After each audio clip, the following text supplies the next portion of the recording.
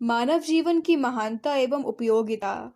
उस सृष्टि निर्माता की सुंदर कलाकृति सर्वत्र छिटक रही है। अणु से लेकर ब्रह्मांड तक में उसकी सुंदर रचना निहित है। भगवत भक्तों एवं योगियों को यही आंतरिक सुंदरता उन्हें परमानंद प्रदान करती है। मानव तो उसकी कलाकृति का सर्वोपरि नमूना है। मनुष्य जीवन में सुंदरता एवं शोभा का भंडार भरा पड़ा है। यही नहीं, इसका उद्देश्य भी पवित्र एवं महान है। सर्वशक्तिमान ईश्वर की रचना पर ध्यान दें तो उसकी अद्भुत कलाकृति पर आश्चर्यचकित एवं मुग्ध हो जाना पड़ता है। मनुष्य की कारीगरी इसके समक्ष नगण्य सी है। भिन्न भिन्न अंगों की सुंदरतापूर्ण रचना, उनका संतुलन, पृथक पृथक क्रियाशीलता आदि कलाकार की मधुर कलाकारी के प्रतीक हैं। हाथ का कार्य हाथ कर रहे हैं, ठीक उसी तरह कान, आंख, पैर, नाक, मुंह आदि अंग अपने पृथक पृथक निर्दिष्ट कार्य करते रहते हैं। बुद्धि अपने कार्य में लीन है।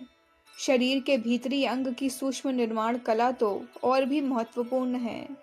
इन सब पर विचार करते हुए हमारी जिज्ञासा होती है कि बुद्धि में जो प्रकाश है वह कहाँ से आया है। जिस प्रकाश को प्राप्त कर बुद्धि शरीर का एवं भिन्न भिन्न अंगों का संचालन एवं अनुशासन आदि करती है, यह प्रश्न हमें बहुत गहरे में उतार देता है, जिसके आसपास योगी एवं भगवत भक्त केंद्रित होकर उस तत्व की जानकारी के लिए साधना करते रहते हैं। इसका निर्णय करने के लिए हमें विशेष उलझनों में पड़ने की आवश्यकता नहीं है। अपने साधारण अनुभव और जरा तीक्ष्ण बुद्धि से इसका निर्णय करना चाहिए। जो शक्ति समस्त ब्रह्मांड का संचालन करती है, वही पिंड का भी काम करती है। पिंड इस ब्रह्मांड की एक इकाई है। एक ही ईश्वरीय तत्व सर्वत्र एक रस व्याप्त होकर सबका संचालन एवं संरक्षण करता है। उसी प्रकाश से मानव बुद्धि प्रकाशित होती है और इस शरीर का संचालन करती है। फिर भी क्या कारण है कि हम अपने को दीन, दुखी, विस्मृत सा, खोया हुआ महसूस करते हैं? अधिकांश का जीवन भार स्वरूप क्यों बना रहता है? उस महान सत्ता का स्पर्श हम क्यों नहीं कर पाते? उस आनंद के अखंड अमृत सागर में हम क्यों नहीं सारोबार होते? हम चेतना विहीन एवं जड़ से क्यों प्रतीत होते हैं?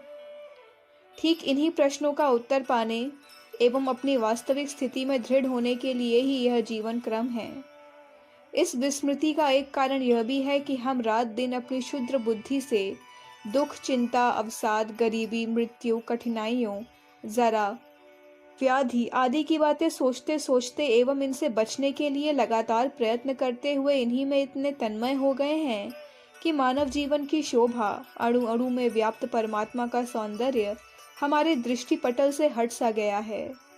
इस विषय को हम भूलते जा रहे हैं।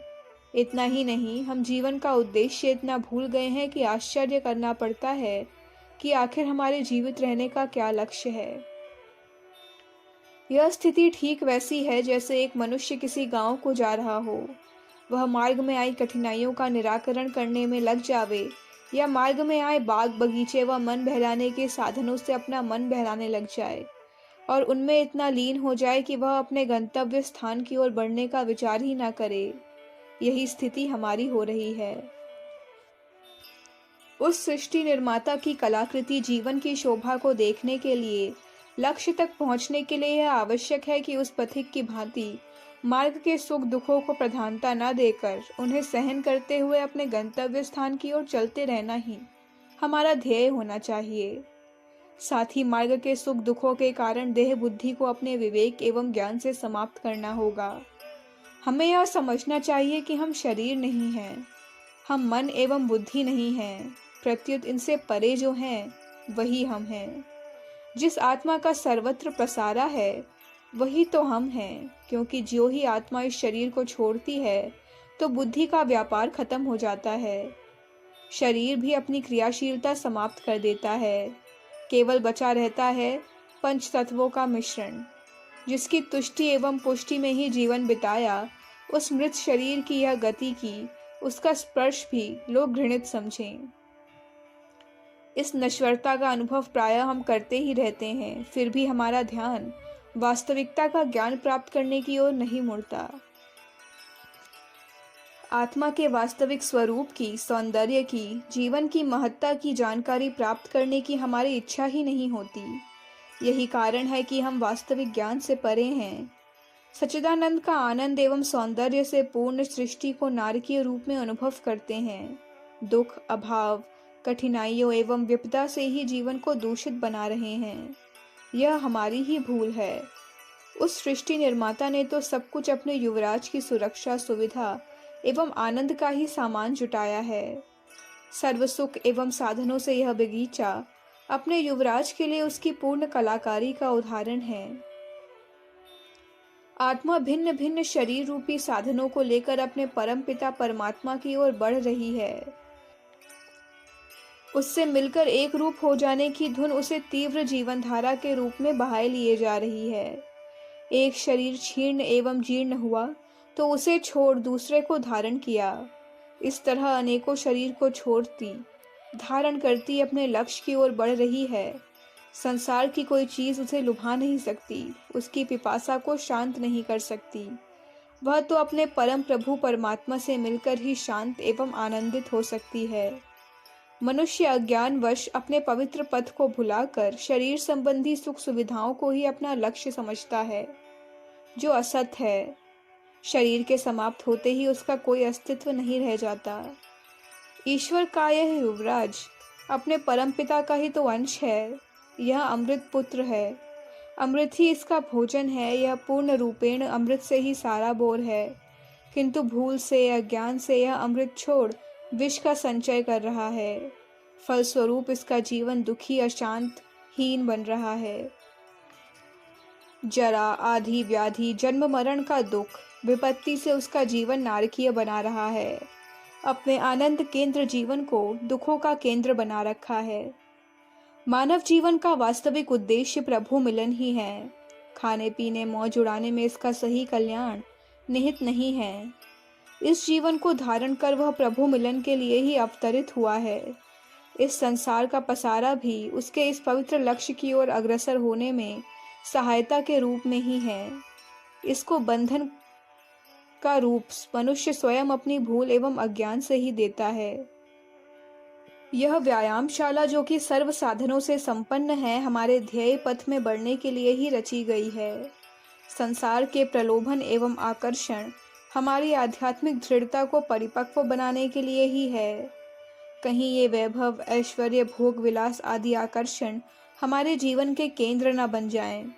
कहीं हमारे आत्मपद से भटक कर हम इन्हें अपना लक्ष्य न बना लें। इसका ज्ञान एवं दृढ़ता आवश्यक है। तैरना सीखना बिना किसी जलाशय अथवा नदी आदि के असंभव है।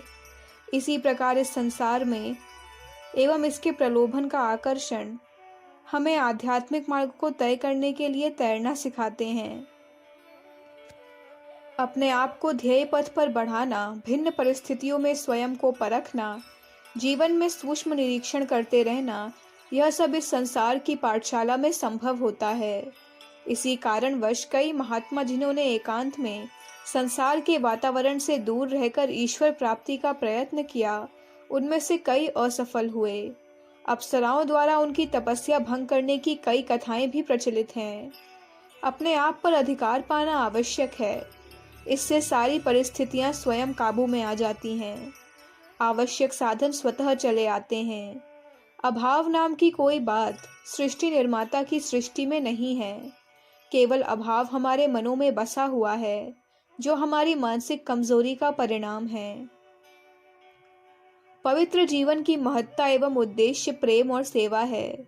सर्वत्र प्रभु की स्थिति को ध्यान में रखकर प्राणी मात्र से शुद्ध आत्मीय प्रेम का संबंध स्थापित करना चाहिए। सब प्राणियों में परमात्मा का पवित्र अंश स्थित समझकर उसी भाव से उनकी सेवा करनी चाहिए। इस प्रेम और सेवा पथ पर चलता हुआ व्यक्ति सच्चिदानंद की अनुभूति प्राप्त कर सकता है। विशुद्ध आत्मीय प्रेम में फिर अपने पराये के भेद का कोई भी स्थान नहीं रहता। कोई वस्तु अपनी नहीं रह जाती। इसीलिए तो कहा है कि 100 हाथों से कमा और 1000 हाथों से दान कर। सेवा के पवित्र अवसरों की खोज में लगे रहना चाहिए। सेवा प्रेम एवं सेवा ही मानव का भूषण है। इसी से वह सुंदर लगता है। इसी से अपनी मंजिल तय करता है, प्रभु से मिलन करता है। अखंड ज्योति, जून 1959, पृष्ठ संख्या 678। हमारे YouTube चैनल विचार क्रांति दूत अखंड ज्योति पत्रिका को सब्सक्राइब करें एवं अगली वीडियोस प्राप्त करने के लिए बेल आइकन दबाएं। धन्यवाद।